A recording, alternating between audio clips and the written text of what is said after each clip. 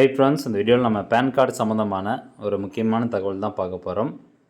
அதாவது ஏப்ரல் 1, 2026 நிறைய விதிமுறைகள் மாறுது பேன் கார்டு சம்மந்தமானது.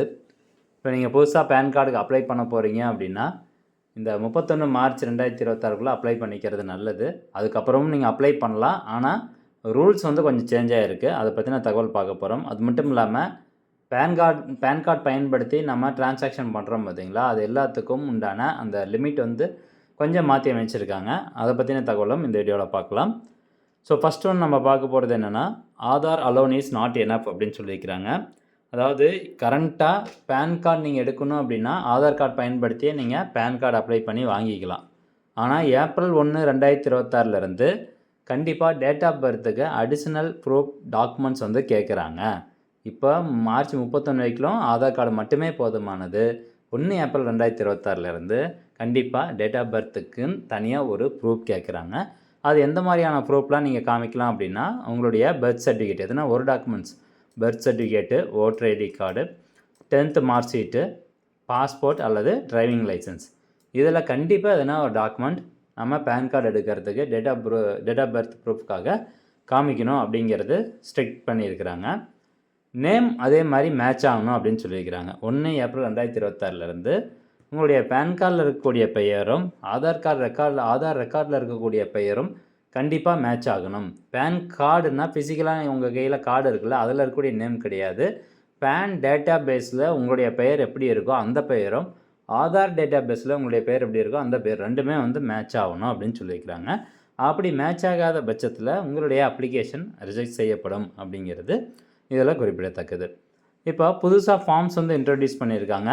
ஏற்கனவே இருந்த பழைய ஃபார்மை ரீப்ளேஸ் பண்ண போகிறாங்க. ஏப்ரல் 1, 2026 இந்தியன் இண்டிவிஜுவல்ஸ்க்கு பார்த்திங்கன்னா ஃபார்ம் 93, அதே மாதிரி இந்தியாவில் இருக்கக்கூடிய கம்பெனிஸு, ஸோ இதுக்கு எல்லாத்துக்கும் ஃபார்ம் 94, தென் ஃபாரின் இண்டிவிஜுவல்ஸ்க்கு ஃபார்ம் 95, ஃபாரின் என்டிட்டிஸ்க்கு ஃபார்ம் 96 சொல்லியிருக்கிறாங்க. அடுத்ததாக இன்னொரு முக்கியமான தகவல் என்னென்னா, இப்போ நீங்கள் ஒரு முத்திரைத்தாள் வாங்க போகிறீங்க அப்படின்னா, அதாவது ஸ்டாம்ப் பேப்பர்ஸ் அப்படின்னு சொல்லுவோம்.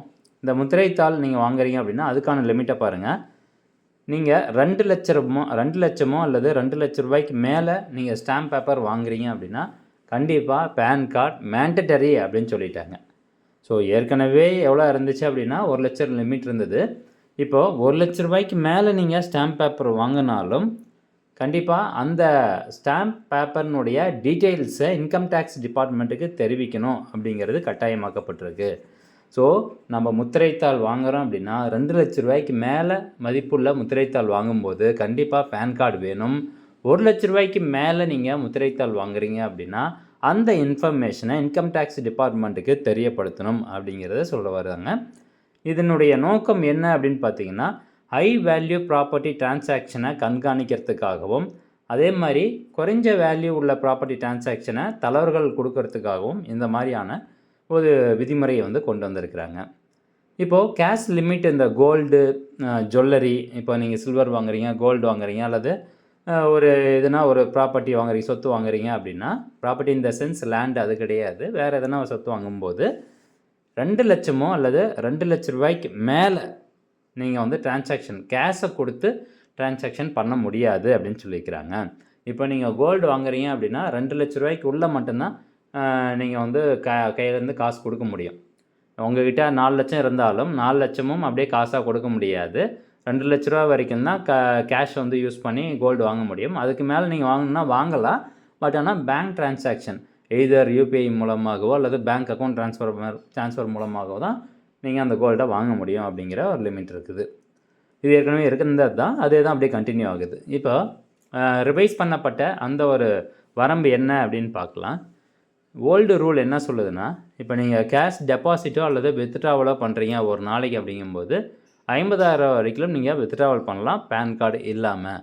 ஆனால் புதிய விதிமுறை என்ன சொல்லுதுன்னா, 1 ஏப்ரல் 2026 ஒரு நிதியாண்டிற்கு ஏப்ரல் 1, 2026 மார்ச் 31, 2027 வரைக்கும் இந்த ஒரு நிதியாண்டில் 10 லட்ச ரூபா வரைக்கும் நீங்கள் பேன் கார்டு இல்லாமல் டிரான்சாக்ஷன் பண்ணலாம், வித்ட்ராவல் பண்ணிக்கலாம், டெபாசிட்டும் பண்ணலாம். அது அட் அ டைமாகவும் பண்ணலாம், ஒரே டைமாகவும் 10 லட்ச ரூபா பண்ணலாம், அல்லது ஒரு வருஷத்தில் மாதமாக நீங்கள் 1 லட்ச ரூபானாலும் பண்ணிக்கலாம் அப்படின்னு சொல்கிறாங்க. ஆனால் 10 லட்ச ரூபாய்க்கு மேலே போகும்போது கண்டிப்பாக பேன் கார்டு வேணும் அப்படின்னு சொல்லப்படுது. ப்ராப்பர்ட்டி டிரான்சாக்ஷன் பொறுத்த வரைக்கும் பழைய லிமிட்டு 10 லட்சமாக இருந்தது, சொத்து வாங்கக்கூடிய அந்த லிமிட்டு. இப்போது அதை வந்து உயர்த்தியிருக்காங்க. 20 லட்ச ரூபாய்க்கு மேலே நீங்கள் ப்ராப்பர்ட்டி வாங்க போகிறீங்க அப்படின்னா பேன் கார்டு அவசியம். வெஹிக்கிள் பர்ச்சேஸ் பொறுத்த வரைக்கும் பழைய விதிமுறை வந்து ஆல்மோஸ்ட் எல்லா வெஹிக்கிளுக்கும் இருந்துச்சு பேன் கார்டு. பட் இப்போ புதிய விதிமுறை என்ன சொல்கிறாங்கன்னா, பழைய விதிமுறையில் 2 வீலர் கிடையாது, புதிய விதிமுறையில் 2 வீலரும் இன்க்ளூட் பண்ணியிருக்கிறாங்க. அந்த 2 வீலரினுடைய விலை, இருசக்கர வாகனங்களின் விலை 5 லட்சமோ அல்லது 5 லட்ச ரூபாய்க்கு மேலே இருந்தாவோ கண்டிப்பாக பேன் கார்டு அவசியம் அப்படின்னு சொல்கிறாங்க. ஹோட்டல் அண்ட் ரெஸ்டாரண்ட் பில்ஸை பொறுத்த வரைக்கும் பழைய விதிமுறை 50,000 வரைக்கும் தான் இருந்துச்சு. 50,000க்கு மேலே நீங்கள் டிரான்சாக்ஷன் பண்ணும்போது பேன் வேணும்னு சொல்லியிருந்தாங்க. பட் இப்போ அதை இன்க்ரீஸ் பண்ணியிருக்காங்க, 1 லட்சமாக வைத்திருக்கிறாங்க. 1 லட்ச ரூபாய்க்கு மேலே டிரான்சாக்ஷன் பண்ணும்போது பேன் கார்டு அவசியம். இன்சூரன்ஸ் பாலிசியை பொறுத்த வரைக்கும் 50,000 ரூபாய் ப்ரீமியம் தொகை செலுத்துறதுக்குன்னா பேன் கார்டு வேணும். இப்போ எல்லா அக்கௌண்ட் ஹோல்டர்ஸும் பேன் கார்டு கண்டிப்பாக கொடுக்கணும் அப்படின்னு சொல்லிட்டாங்க. இம்பார்ட்டன்ட் டெட்லைன்ஸ் பொறுத்த வரைக்கும் இப்போ நீங்கள் பேன் கார்டு அப்ளை பண்ணுறீங்க, சிம்பிளிஃபைடு ஆதார் ப்ராசஸ் மூலமாக அப்ளை பண்ணுறீங்க அப்படின்னா மார்ச் 31 தான் கடைசி தேதி. நல்லா ஞாபகம் வச்சுக்கோங்க. இது வரைக்கும் உங்கள் வீட்டில் இருக்க யாருக்காவது நீங்கள் பேன் கார்டு எடுக்காமல் இருக்கீங்க அப்படின்னா இந்த ஒரு ஆப்பர்ச்சுனிட்டியை பயன்படுத்தி மார்ச் 31 பேன் கார்டு எடுத்துக்கோங்க. 1 ஏப்ரல் 2026 அடிஷ்னல் டாக்குமெண்ட்ஸ் நம்ம சப்மிட் பண்ணுற மாதிரி இருக்குது. அடிஷ்னல் டாக்குமெண்ட்ஸ் இருந்துச்சு அப்படின்னா பிரச்சனை கிடையாது. ஸோ இல்லை அப்படிங்கிற பட்சத்தில் நீங்கள் இப்போவே ஆதார் கார்டு பேஸ் பண்ணி நீங்கள் எடுத்துக்கோங்க, பேன் கார்டு எடுத்துக்கோங்க. ஓகே ஃப்ரெண்ட்ஸ், இந்த தகவல் கண்டிப்பாக உங்களுக்கு பயனுள்ளதாக இருக்கும் அப்படின்னு நினைக்கிறேன். மீண்டும் அடுத்த ஒரு நல்ல பதிவில் சந்திக்கலாம். நன்றி, வணக்கம்.